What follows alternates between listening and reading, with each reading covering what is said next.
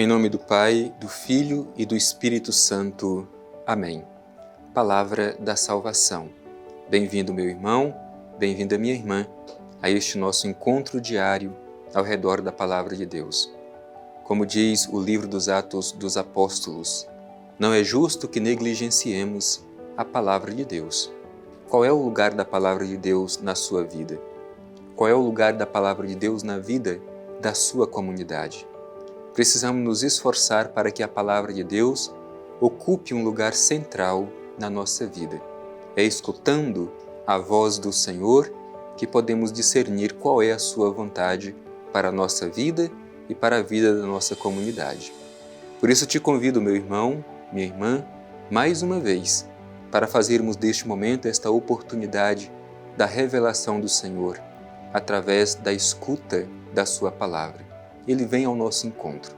Acolhamos a sua palavra e deixemos que ela ressoe em nosso coração.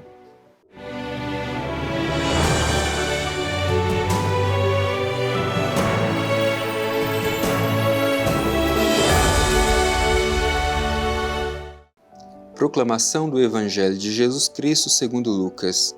Glória a vós, Senhor. Certo sábado, ele entrou na casa de um dos chefes dos fariseus para tomar uma refeição, e eles o espiavam. Em seguida contou uma parábola aos convidados, ao notar como eles escolhiam os primeiros lugares. Disse-lhes: quando alguém te convidar para uma festa de casamento, não te ponhas no primeiro lugar. Não aconteça que alguém mais importante do que tu tenha sido convidado por ele, e quem convidou a ti e a ele venha te dizer: cede-lhe o lugar. Deverás então, todo envergonhado, ocupar o último lugar. Pelo contrário, quando fores convidado, ocupa o último lugar, de modo que, ao chegar quem te convidou, te diga: amigo, venha mais para cima. E isso será para ti uma honra em presença de todos os convivas, pois todo aquele que se exalta será humilhado, e quem se humilha será exaltado. Palavra da salvação. Glória a vós, Senhor.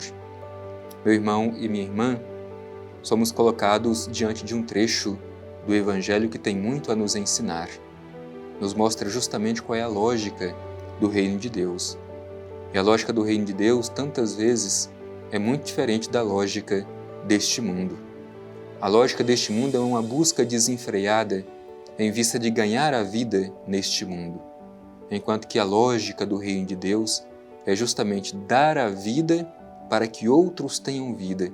Afinal de contas, queremos buscar e construir o nosso reino, não neste mundo, mas no coração de Deus, na eternidade.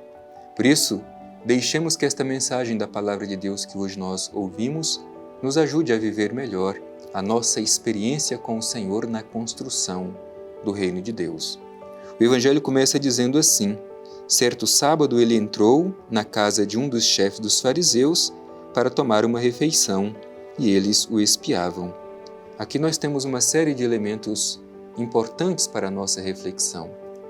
Primeiro, porque o Evangelho diz que era um dia de sábado, portanto coloca como pano de fundo da reflexão a lei do sábado. Como lidar com a lei do sábado? Como nós sabemos, originalmente, a lei do sábado passou a existir como uma forma de oferecer um pouco de dignidade às pessoas. Antigamente havia um regime de trabalho onde as pessoas não tinham o direito de descanso, e a lei do sábado vem justamente como este refrigério para dar um pouco de dignidade às pessoas. Portanto, a lei do sábado é sinal de libertação. Por outro lado, os chefes religiosos, os fariseus, tinham uma relação muito externa com a lei do sábado, sem aprofundar no verdadeiro significado desta lei, e acabou vivendo a lei pela lei. E a lei, que era símbolo de libertação, se torna agora sinal de opressão. Por isso, espiavam Jesus para ver o que ele iria fazer no dia de sábado. Depois é interessante que Jesus seja convidado por um chefe dos fariseus e aceita o convite para um banquete. Jesus, mesmo tendo suas diferenças com os fariseus, mas ele não cria muros de separação. Ele é capaz de sentar na mesma mesa, mesmo daqueles que são contra a sua pessoa, mesmo daqueles que se opõem a ele. E isso é muito bonito, deveríamos aprender com Jesus, a não criar muros de separação, a saber sentar na mesma mesa, mesmo com aqueles que pensam diferente de nós. Em seguida, o que o Evangelho nos apresenta? O Evangelho nos apresenta uma parábola que, por sinal, tem muito a nos ensinar. Por isso, vamos nos colocar dentro desta cena, entendendo que a mensagem do Evangelho é dirigida também para nós. O que diz o Evangelho? Em seguida, contou uma parábola aos convidados ao notar como eles escolhiam os primeiros lugares. Então, Jesus está no banquete e começa a observar o movimento das pessoas e como elas buscam ocupar os primeiros lugares.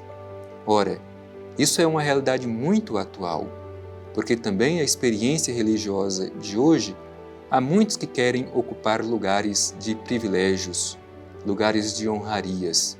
Por isso, esta parábola serve para a nossa realidade hoje. Não é somente para a realidade do passado, mas ela é muito atual para a nossa realidade hoje. O que diz Jesus diante deste comportamento? Quando alguém te convidar para uma festa de casamento, não te ponhas no primeiro lugar.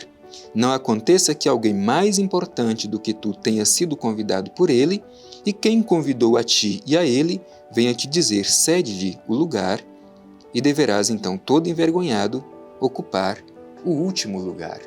Então é esse o primeiro conselho que Jesus dá, não ocupar os primeiros lugares para que não seja envergonhado quando aquele que convidou ter convidado uma outra pessoa mais importante pedir que você deixe aquele lugar para que outra pessoa possa ocupar e você tenha que, envergonhado, ocupar o último lugar.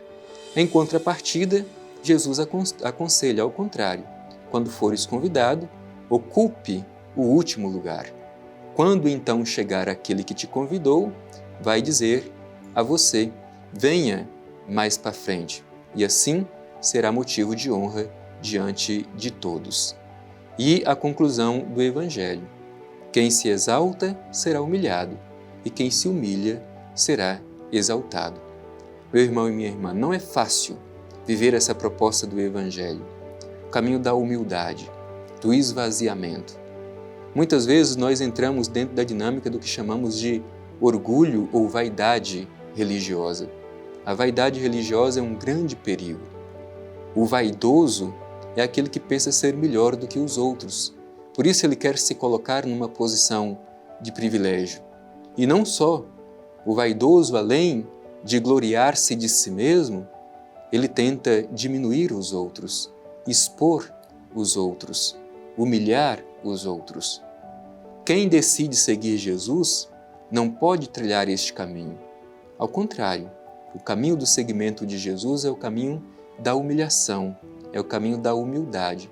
Queremos seguir Jesus? É este o caminho ensinado por Jesus. E este ensinamento de Jesus tem autoridade. Por que esse ensinamento de Jesus tem autoridade? Porque antes de tudo foi Ele quem viveu assim. Ele, tendo a condição divina, como diz a carta aos Filipenses, esvaziou-se de si mesmo, humilhou-se, assumiu a condição de servo, servo obediente e obediente até a morte, e morte de cruz. Portanto, Jesus humilhou-se. Mas, como diz aquela própria carta, depois o Pai o exaltou acima de todos os nomes. Quem se humilha será exaltado, e quem se exalta será humilhado. Este ensinamento de Jesus tem autoridade porque, antes de tudo, foi Ele que viveu esta experiência da humildade, mais do que a experiência da humildade, a experiência da humilhação. Então, queremos fazer parte do reino de Jesus? É este o caminho indicado por Ele. Tiremos do nosso coração essa tentação de querer sempre ocupar os primeiros lugares, os lugares de honra, os lugares de privilégio. Os seguidores de Jesus devem ser parecidos com Ele. Não ganhar a vida, mas dar a vida para que outros possam ter a vida plena, como Jesus assim o fez, entregando a sua vida para que pudéssemos ter a vida e vida em abundância. Então deixemos que a palavra de Deus nos ajude a viver melhor a nossa fé, o caminho da humildade, o caminho da humilhação, do esvaziamento, assim como foi o caminho de nosso Senhor Jesus Cristo.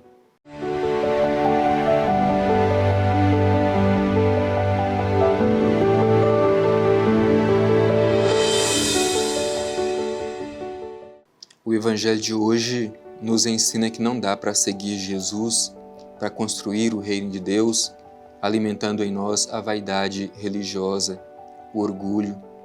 Não dá para seguir Jesus com a pretensão de sempre ocupar os primeiros lugares, os lugares de honra e distinção. Mas o contrário, o seguimento de Jesus é o caminho do esvaziamento, é o caminho da humildade, é o caminho da simplicidade. Por isso, ao concluir este nosso encontro de hoje, dirijamo-nos ao Pai Eterno, façamos a nossa oração, sobretudo pedindo um coração humilde, para que, assim como Jesus, possamos neste mundo construir o seu reino. Façamos a nossa oração confiante. Divino Pai Eterno, Deus de amor, Deus de bondade, te agradecemos por esta rica oportunidade de acolher a mensagem do Evangelho. E te pedimos, Pai Eterno, na força do Teu Espírito Santo, que esta palavra se torne vida na nossa vida, que saibamos trilhar o caminho da humildade e da simplicidade, a exemplo de Teu Filho Jesus. Assim seja. Amém. O Senhor esteja convosco, Ele está no meio de nós. Abençoe-vos o Deus Todo-Poderoso, Pai, Filho e Espírito Santo. Amém.